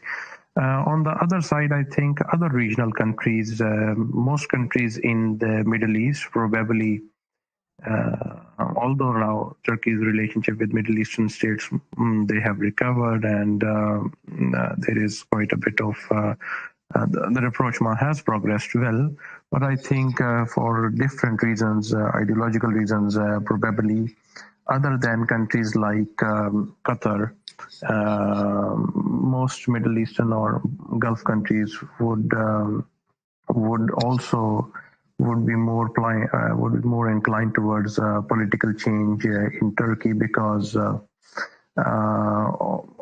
of obvious political reasons. And I think some of the reasons of the current governments or President Erdogan's, just like in Europe, they are same with regards to the Middle East. One other observation, I mean, I'm an outsider, probably all speakers here would have a better view on this, is that when it comes to, of course, as the speakers before me, they touched upon this, that Turkey is now a global actor. It is not a EU-centric actor or a Balkan-centric actor or an actor which is just relevant to the Turkic world. It's an actor which is very much present and active in Africa, in Middle East, in Southeast Asia, in Latin America, and in many parts of Europe, not specific parts of Europe, in the Middle East, of course, in the Caucasus, in Central Asia.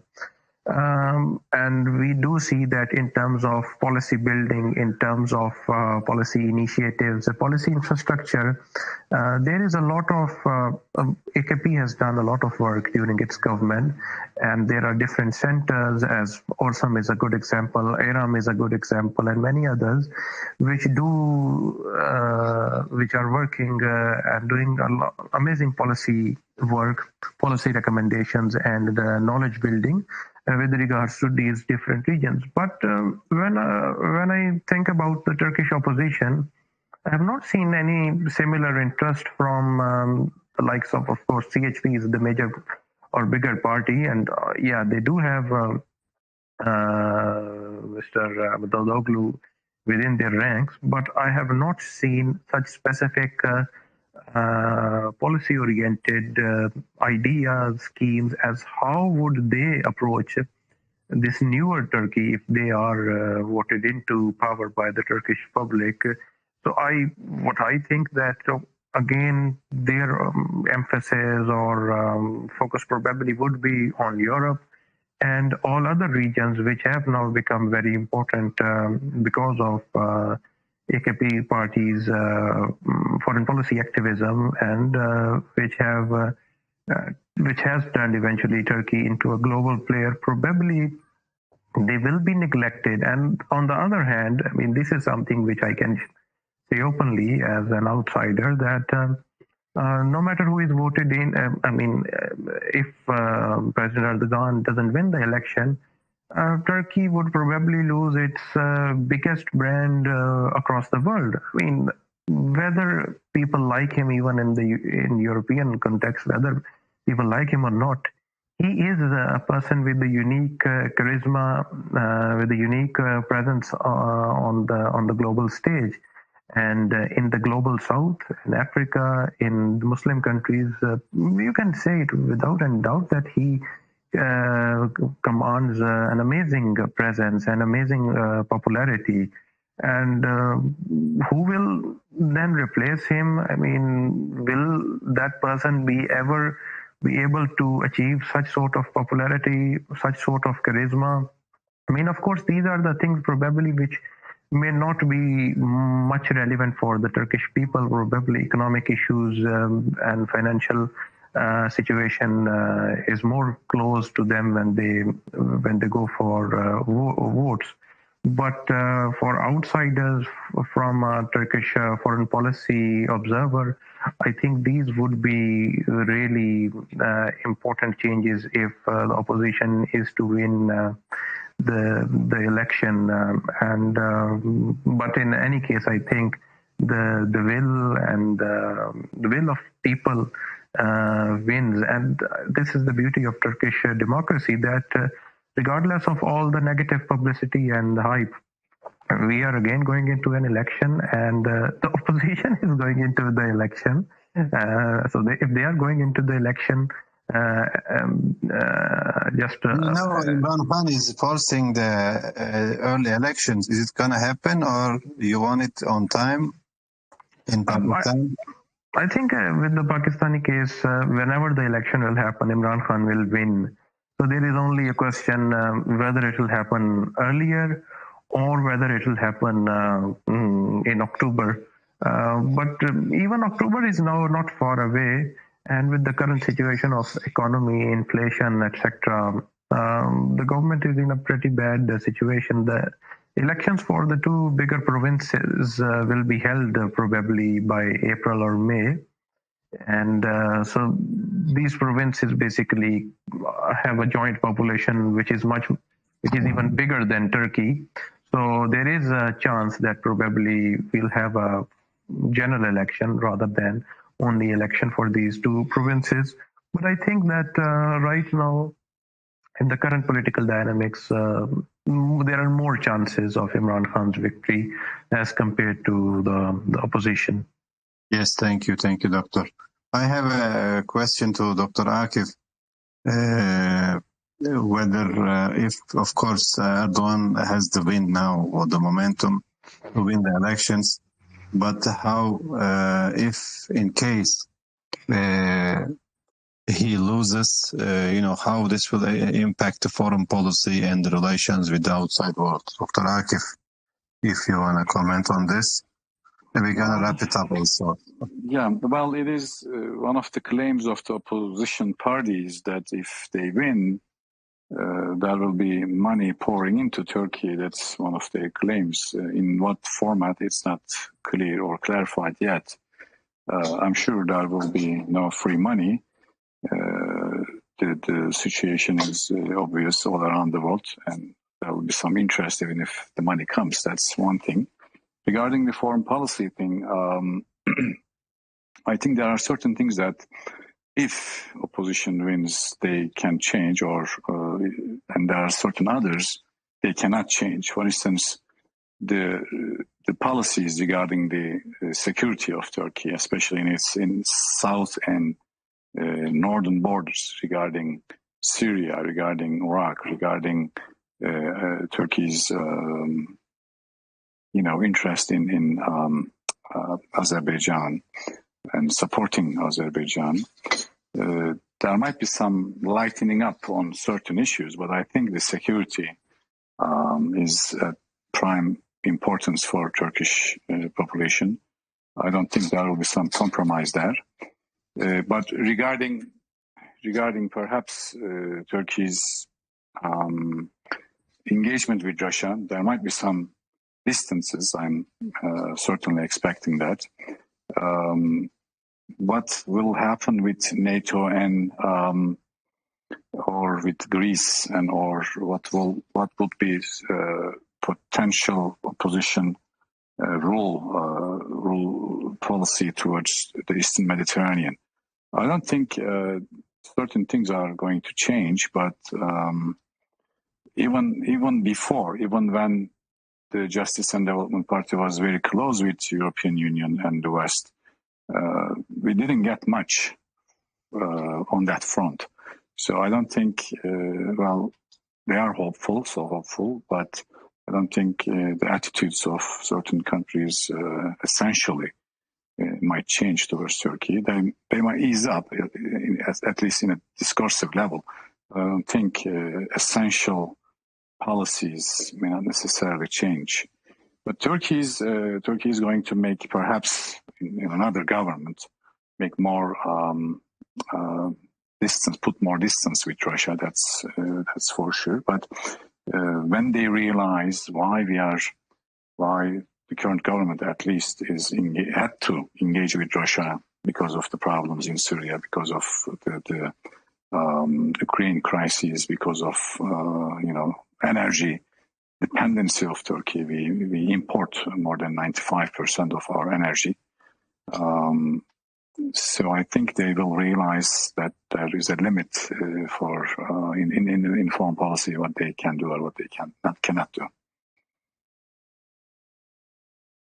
Yes, thank you very much. Of course, the opposition has two major maybe topics to use against the government. One is the economy, the other one is the refugees. Of course, refugees is a more psychological and kind of exaggerated issue, but it is affecting the public opinion with these media campaigns, etc. But practically, Of course, there is a discussion, to send them back, but it is not very easy to send them back. Because nobody, not only Turkey, there are millions of refugees in Lebanon and in Jordan, and even like Lebanon, they sent some refugees by force, and the Assad regime either put them in jail or if they are a young man, they send them to the military service or to the war zones, etc. And the economy is awful in the Assad-controlled areas, and nobody is going, not only from Turkey. Of course, refugees in Turkey are a lot more better off than the ones in Lebanon and in Jordan. So the refugees will not go voluntarily. And to force them, you have to make some kind of a deal or a kind of better adjustment with not the Assad regime, but the reconstruction of Syria. I think with the Ukraine war and everything, nobody is willing to reconstruct Syria. That's one of the maybe reasons why the Syrian crisis did not push forward for solution. The Geneva process was stopped because nobody wants to pay for the reconstruction. So this way looks like better for Iran, for Russia, for America and Europe. And when they make a solution, political solution, they have to offer. The Assad regime also is happy with the current situation, because they have to offer something. Now they say there is a war and everything is frozen, but so it is a hard business. Plus, because the refugees cannot go to Syria if the opposition wins, they have to go to the West, and of course they are more closer to the West than the AK Party. So the West will say, don't pressure them to these guys, not to make, waves of immigration and people smuggling, etc. So I don't think it's going to affect too much. Maybe affect psychologically, but not much, I think. Even like this issue is used for elections. After the elections, this issue will be a lesser problem. We will not be in the agenda that much, because the refugees mostly are working their lives and not posing a serious problem. Even they are contributing in the economy, etc. This is more psychological and political issue. I think will be less important after the elections. So we have a couple of questions. Let's wrap it up with the last questions. And Ibrahim Bey and Bora Bey especially, there are questions on the website that on the account people ask. Either one of you can answer this. How would you read the negative views of young generation? This one issue, the young generation is a little bit leaning toward the opposition than to Erdoğan. He's asking this in artificial intelligence and media campaign, are they playing a role? I think Mr. Bora, Dr. Bora, you can answer this one, especially how, sociologically young generation plus the role of media and social media. If we say all the young people are pro government or pro opposition, it would be wrong, because from different part of the society, they are also like the adults or more mature people. Their political stand also change. If you go to maybe some certain cities, you will see more support for the government among the youth, and maybe in cities or in districts like, Kadıköy, let's say, people may be leaning to opposition. So it depends on the all people are their own opinion. So I'm against that kind of generalization. So we will see. Maybe, of course, understanding of the world is far different from ours. They didn't experience, for example, coalition government times. For example, many people talk about the situation of the press freedom in Turkey. I was journalist in 1990s, and I remember how the military was controlling the media, the narrative. So you had only maybe the state TV at that times. Then we had some private TVs, and their way of seeing things were different, maybe most of the society. Now I think the situation is more diverse. We have more different opinions presented to us. Of course, the mainstream media collapsed in all around the world. So you have different hundreds of networks having different ideas. So I think the situation in general with the social media and other means of communication makes things more complex, but at the same time more accessible for many people. So it's difficult to make predictions from today who will vote to which leader or which party. I think the best judge in this case will be the elections itself. This is one thing. And another thing, you were talking about Syria and other immigration issues and other stuff. So for our generation, it is easier to make comparisons. For them, they are born to this situation, and for them, it is maybe more difficult to understand. And it is easy to make judgments from today about the past decisions. So this is very important, I believe. If we knew that the World Cup was going to be won by the Argentina and Messi, maybe if we play for gambling, bets, other stuff, we would be rich. But we didn't know it. So from today, we can look at the previous events, the Syrian policy, what happened at that time, what kind of decisions were taken. It is easy to make judgment, and it is easy to blame leaders in the decisions, about the decisions.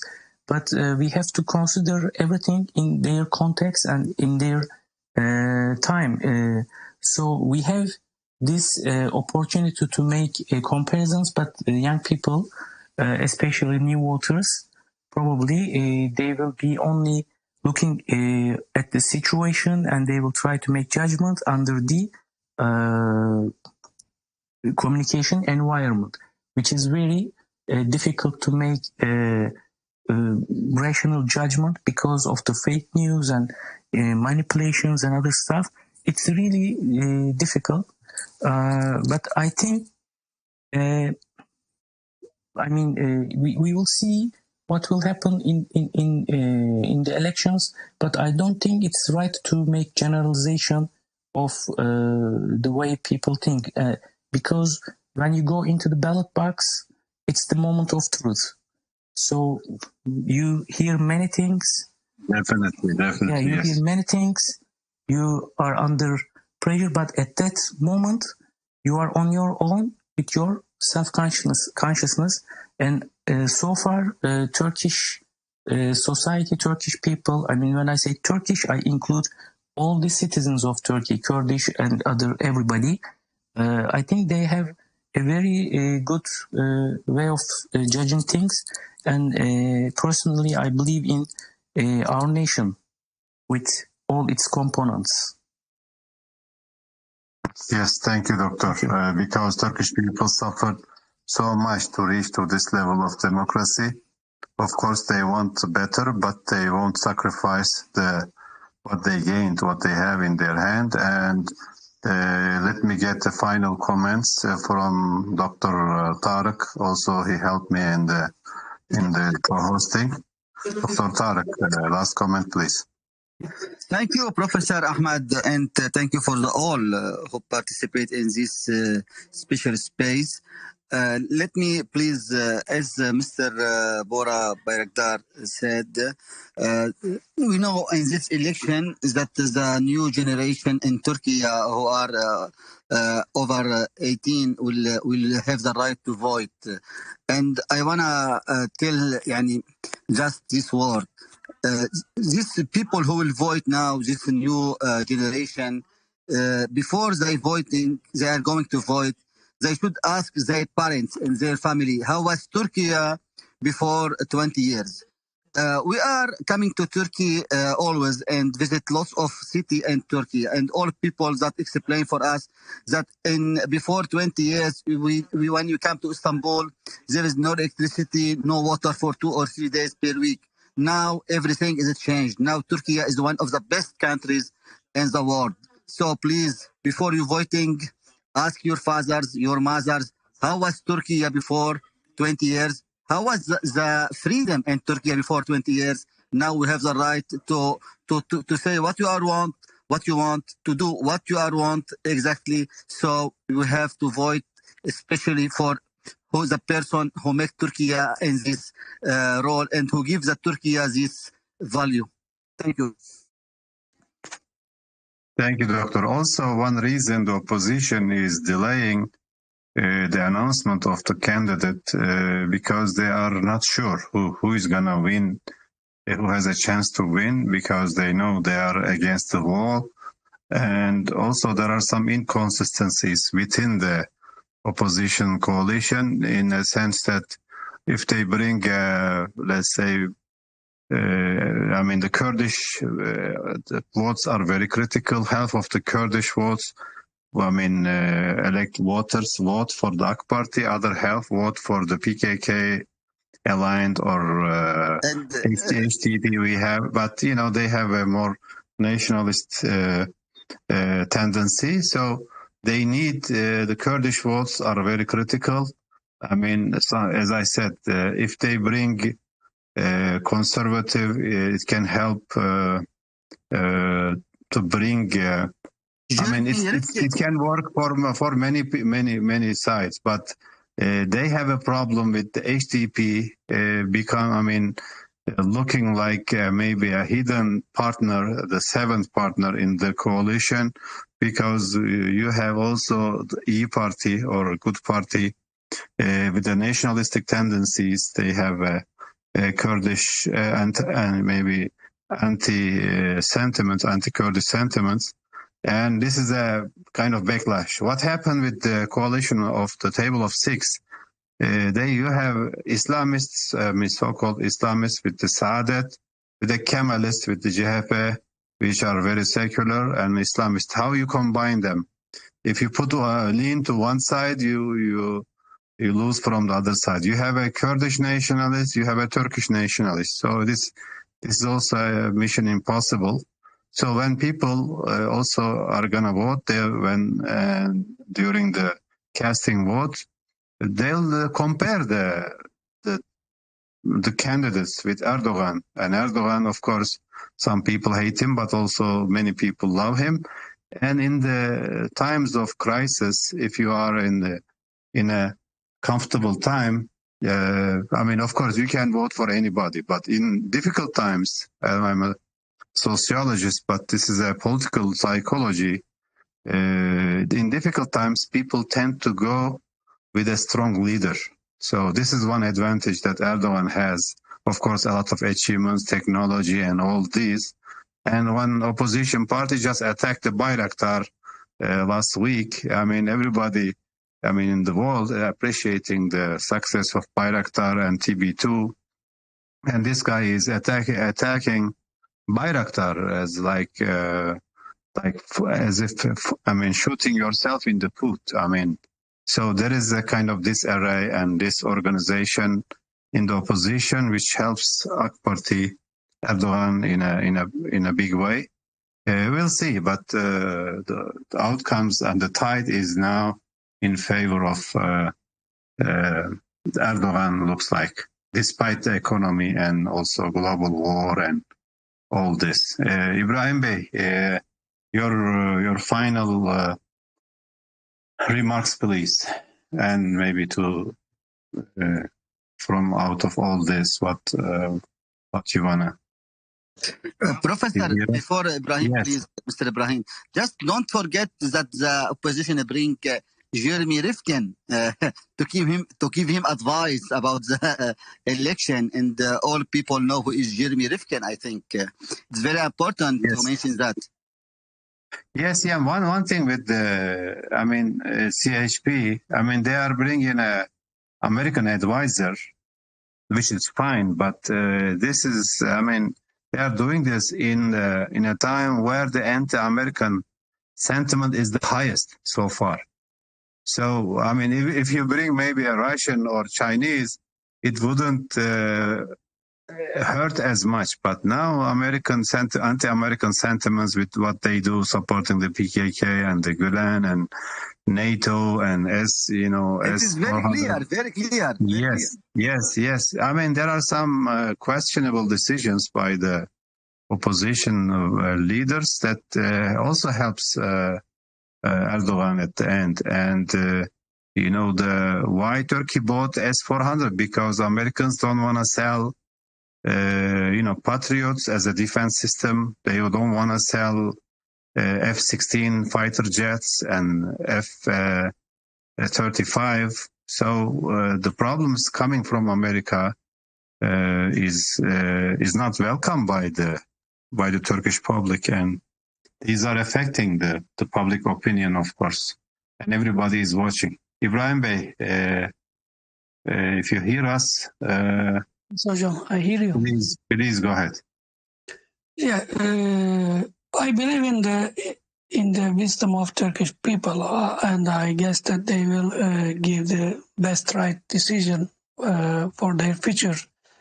But particularly, my concern is about the future of this defense industry. Turkey is actually going through a revolution in terms of defense industry. It has produced the best drones at the moment. It has now its own surface-to-air missiles, air defense system, and now it's trying to produce its own jets. So,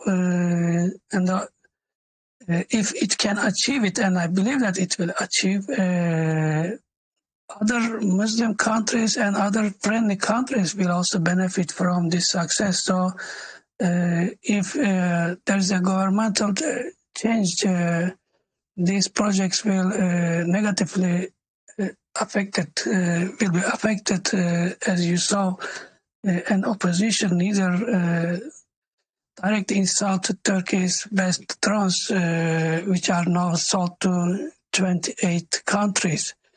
So if such projects continue, I guess that many other countries will join these projects, and Turkey will be a center of attraction in many aspects. So it should continue as it is. So there shouldn't be any change in power. This is my opinion. Of course, other people may have different ideas. They may want some changes, especially the youth is pro-change. It was pro-change, and they tried it in municipal mayoral elections, but since then, I see that there is a change also in their opinion. Dr. Bora said, now a large number of teenagers or newly, eligible voters will, they may vote for the government, for incumbent government. So if nothing goes wrong, I think in May 14 we'll see the same government, and opposition may lose because of their the uncertainties they give to people. Yes. Mhm. Yes, thank you, Doctor. I also think that, if Erdogan loses, of course, the momentum for more Turkish development and for more independent Turkish policies will be slowed down. And of course, the challenge of 6 parties ruling the country, and one of the members 2 weeks ago said, we're gonna have, everybody will have a power on the president, so as if like he is a prison in their hands. He has to consult every serious decision. So it's gonna be, hard to rule, or those who reach power will have a problem to make decisions. And this is like in a crisis period. That's the whole world is going. We don't know where this Ukraine war is gonna go. Then we have tension with China and several crises in the Middle East and in Africa, Asia, whatever, and we don't know where the world is going. So the decision in this, lack of decision or lack of governability in this critical period is gonna be an important issue, and so we'll see. But two main things as a political sociologist, I repeated a couple of times today, because I'm known for more into the Middle Eastern affairs, but my training is sociology and political sociology. Two main things: economy and security wise. Of course, the Turkish economy during the our speakers mentioned about the Özal period, and some see, AK Party is the continuation of the Erbakan's welfare party. Some sees it as Turgut Özal's liberal and democratic process. I see it's a mix. We have of course, civilizational and Muslim democratic model, but it also similar to Özalian, depending on the private sector and depending on the society. So I think the democratic process, even some of them was part of the EU membership process, but it was good because we brought a system similar to the European system that gives power to society and to Turkish people. And this is true in politics, but in economy also. Many developmental projects are, the private sector is leading them, and especially middle and small businesses are the engine of Turkish economy. So anybody who comes to power has to serve these sectors, has to enlarge the cake, economic cake, if we say, to make it bigger. The success of AK Party comes from the enlarging or the making the cake bigger, economic.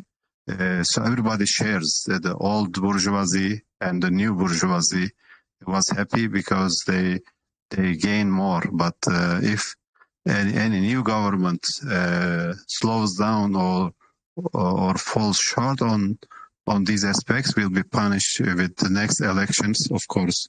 The propaganda can only work for a while, but after that, we've seen this in the İmamoğlu case. He came with a lot of promises, but his delivery was weak. So that's why his candidacy is now questioned. Otherwise, if he delivered like he promised, he would be like the only candidate. But because he is shaken, now we have several other candidates. I think Kılıçdaroğlu is a good one of the main candidates, and İmamoğlu and Mansur Yavaş maybe another one. And maybe if they cannot decide, they bring someone else from outside. But at the end, it's going to be a big challenge. So anybody comes has to serve the people, serve the economy, during the AK Party, the exports, increase so much. Now it's $250 million, I mean, yearly. I mean, like in 20 years ago, or maybe 25, the whole year was equal to 1 month's export. So the exports increased so much. Tourism, trade, also the services. I mean, agriculture also is strong. So many sectors are working fine. Construction sector, textile, automotive, etc. In all cases, the newcomer, if they change the Erdoğan, if Turkish people, of course, it's their decision. If they don't like Erdoğan, the newcomer would be delivering more than before. Otherwise, 4 or 5 years, then Erdoğan will come back again, just like we've seen in Brazil. With American support, Bolsonaro he won, but then after 4 years, Da Silva came back. So we'll see, but we are of course trusting Turkish people's decision and wisdom. And at the end, of course, I think the impact will be more on foreign policy. The policies would be more pro-Western rather than independence in foreign policy.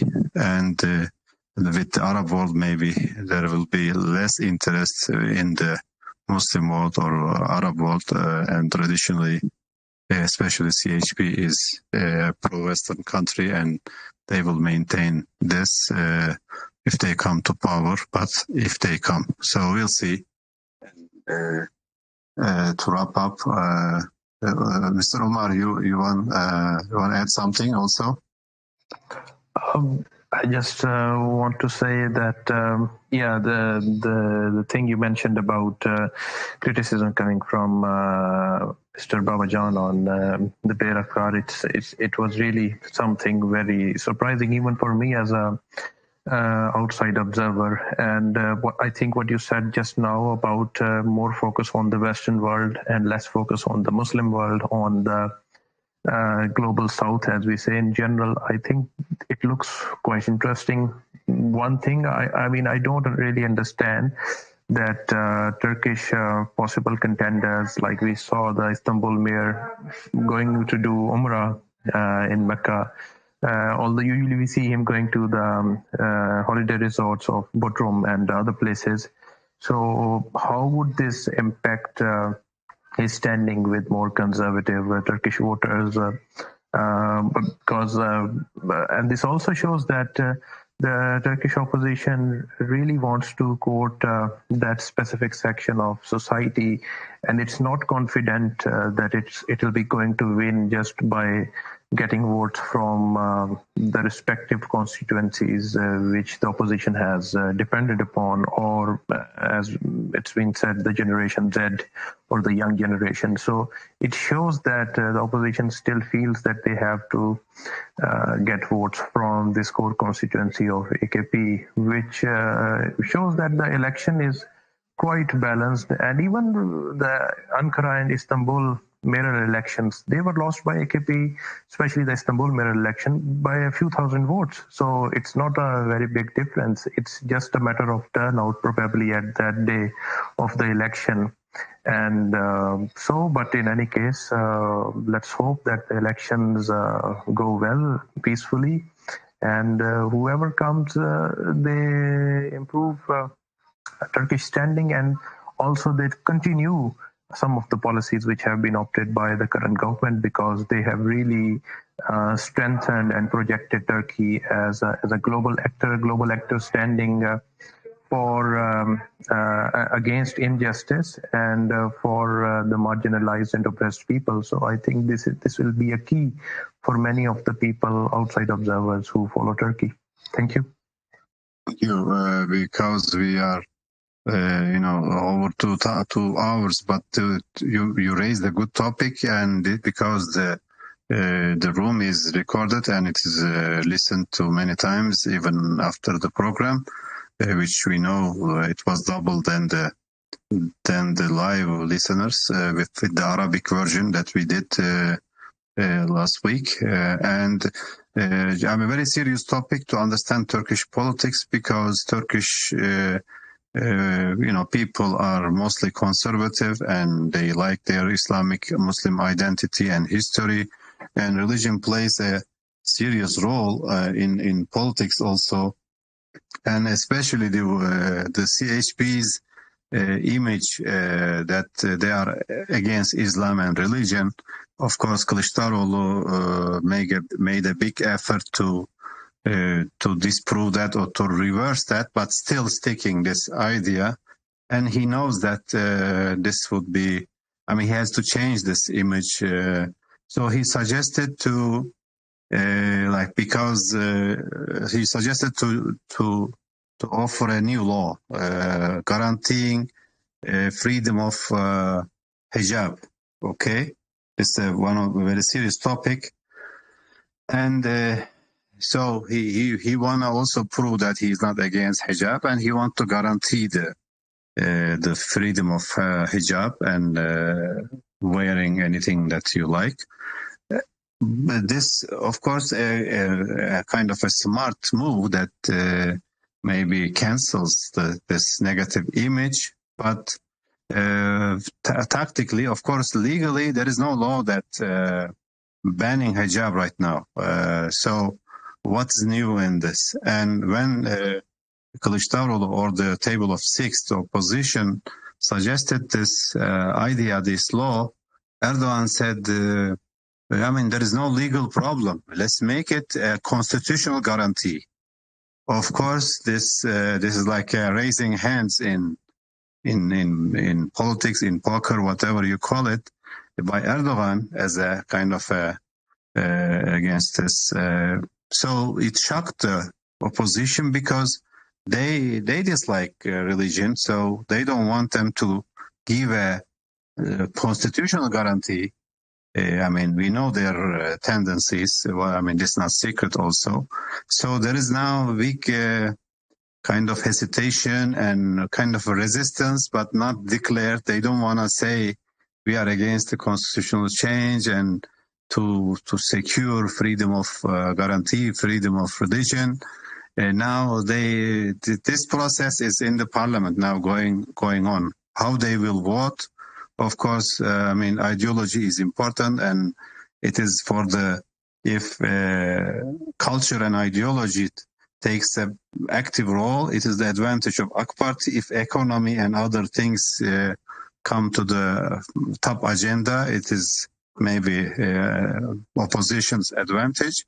But at the end, now this topic will be in the couple of weeks or months, will be a big problem, big test for anybody. And we may end up in the presidential election, parliamentary elections.